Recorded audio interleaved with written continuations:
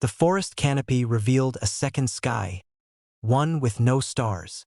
It happened gradually enough that none of us noticed the exact moment it began.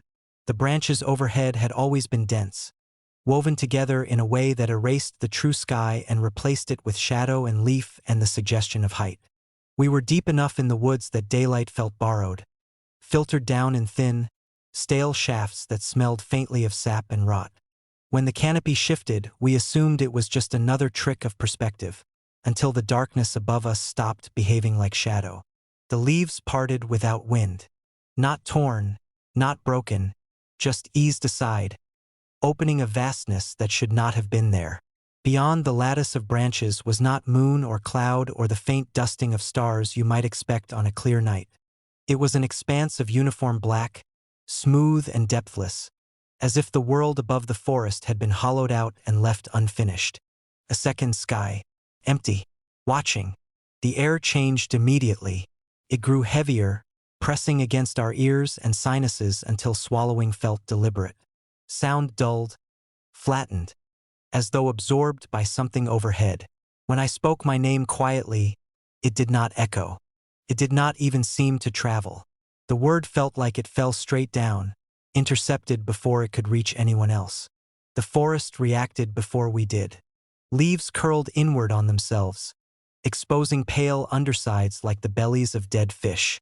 Trunks creaked, not swaying but adjusting, redistributing their weight as though bracing against an approaching pressure.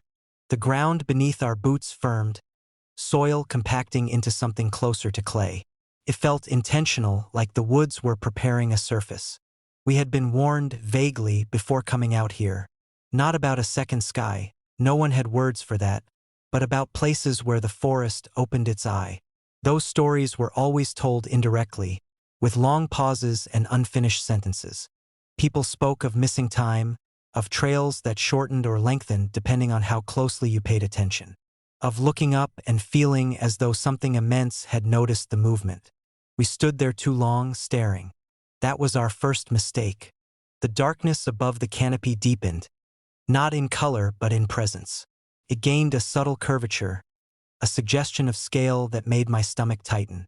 I could no longer tell how far away it was. It felt both infinitely distant and uncomfortably close, like the inside of a vast structure we were standing beneath. Time slipped.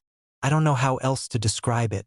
My watch still ticked, but seconds lost their order. A breath took too long.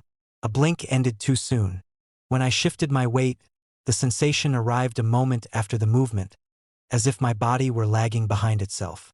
Around us, the forest floor subtly rearranged, roots surfacing just enough to guide our steps, fallen branches angling into our path like suggestions rather than obstacles. The second sky responded. A faint ripple passed through it, like pressure moving across the surface of deep water. In response, the woods fell into a silence so complete it felt invasive. Insects cut off mid-chirp. Somewhere far away, a bird began to call and then stopped abruptly, as if reconsidering its existence. I became aware of a low sensation in my chest, not a sound but a vibration, resonating through bone. Felt rhythmic, deliberate, measuring. We tried to leave. The forest resisted without force. The trail narrowed, curving where it hadn't before, subtly redirecting us whenever we stopped paying attention. Slopes steepened by degrees too small to notice individually but exhausting in accumulation. Light thinned, dimming unevenly, as though the second sky were drinking it through the canopy. When one of us stumbled, the sound of the fall stretched unnaturally, smeared across time. Shadows surged in response, pooling at our feet, tugging gently, insistently, like hands testing grip. The darkness above shifted again. For a brief, sickening moment, I thought I saw depth there. Not stars, not shapes, but layers, receding inward like the inside of a vast throat. My vision blurred, edges darkening, and with it came an overwhelming sense of attention. Not curiosity, assessment. The forest bowed. Trees leaned inward toward a shallow clearing we did not remember entering, branches angling as though in deference. The ground there was smooth, packed hard, marked with faint impressions that suggested patterns rather than footprints. Moonlight should have reached it. Didn't. The second sky seemed to pull light upward, bending it away from the clearing's center. I understood then that the forest was not afraid. It was cooperating. The vibration in my chest intensified, synchronizing with something above us.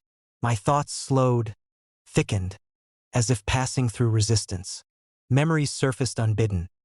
Moments of being watched as a child, the instinctive knowledge of when to stay quiet, the feeling that some boundaries were not meant to be crossed but acknowledged. We left offerings without speaking. Compass, a flashlight, a strip of fabric torn from a sleeve. The forest accepted them immediately. Moss thickened, soil closed, the clearing seemed to exhale. Above us, the second sky rippled once more. Not retreating, not advancing, simply adjusting. A narrow path opened between the trees, subtle but unmistakable. We followed it without question, moving slowly, reverently, until the canopy thickened again and the oppressive weight lifted just enough to breathe. We never saw the second sky close. That was the worst part. Sometimes, though, when I stand beneath a familiar night and look up at stars that feel suddenly fragile, I sense it still there, layered above, patient and vast. Not gone, just waiting for the forest to open its eye again. Their voices sounded different when recorded in the woods. We had only intended to record ambient sound, the quiet rhythm of the forest, for a documentary about isolated ecosystems. But the forest we entered that evening did not keep ordinary hours. The sun was low, spilling light through branches so dense it felt like sifting through green smoke. Every step on the mossy soil sank slightly, soft, spongy, as if the ground were adjusting itself to our presence. The air was cold, carrying the sharp scent of wet pine and something older, mineral and unplaceable. The deeper we went, the heavier it became, like a subtle pressure on the chest, urging careful, slow movement. First, everything seemed ordinary. We spoke in hushed tones, laughing quietly at the way our boots made muted thumps against the decomposing needles. Birds called from unseen perches, distant and wary, and somewhere far off a small branch cracked. But already the sounds felt strange. Not wrong exactly, just dislocated. Footsteps arrived late. Our laughter lingered and bent, lingering long after our voices had faded. It was like the forest was listening and deciding which parts of us were allowed to exist in sound. We paused to set up microphones near a creek, hoping to catch the trickling water and rustle of leaves. Our conversation ran low, clipped, careful. "This is going to sound amazing," one of us said. I laughed, brushing a hand over damp ferns. But when we listened to the playback later, the sound wasn't ours. The microphone caught a faint distortion beneath the laughter, a subtle layering of tones that hadn't been there in real time. It was ours and not ours, a resonance too precise to be random. My voice, slightly warped, pitched lower and drawn out, carrying syllables I didn't remember forming. As night deepened, the forest shifted. The canopy above pressed down, thick and unbroken, swallowing the last of daylight. Branches moved silently, bending toward our small camp without wind. Occasionally, the rustle of leaves arrived in the wrong direction, far to the right when our eyes said nothing had moved. Shadows lengthened unnaturally, stretching across the forest floor like dark fingers, pausing for a moment before retreating. It was subtle at first, almost imperceptible, but we noticed it. The forest reacting to our presence, to our sound, curling around us, folding in on itself. We recorded more deliberately then, curious and afraid. "Let's just say something and see what happens," Mara whispered. We spoke simple phrases, laughing nervously, trying to keep our tone light. "Hello," I said. "Can you hear us?" The playback that night made us stop cold. Our words were there, yes, but layered beneath them were other sounds. Faint hissing, a soft mimicry of our tones, and most disturbingly, a whisper that none of us had spoken. "You shouldn't be here." The words were almost inaudible, buried under the rhythm of our voices, but unmistakable. None of us had said them, We looked at each other, unease settling like a weight in our stomachs. The forest had recorded something else or someone else, overlaying itself on the sound we thought we had made. We spent the next hours trying to test it. We spoke into the microphones again, in turn, taking turns repeating simple sentences. This is me. We are here.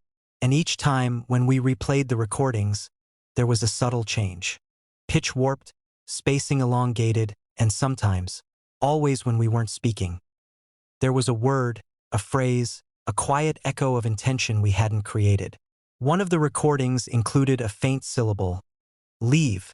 Another, even more chilling, whispered a name, my name, drawn from somewhere I had never spoken it aloud. The deeper we ventured, the more we noticed that the forest seemed to guide the distortion.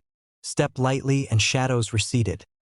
Laugh too loudly and distant leaves snapped, echoing back our tone in an altered register.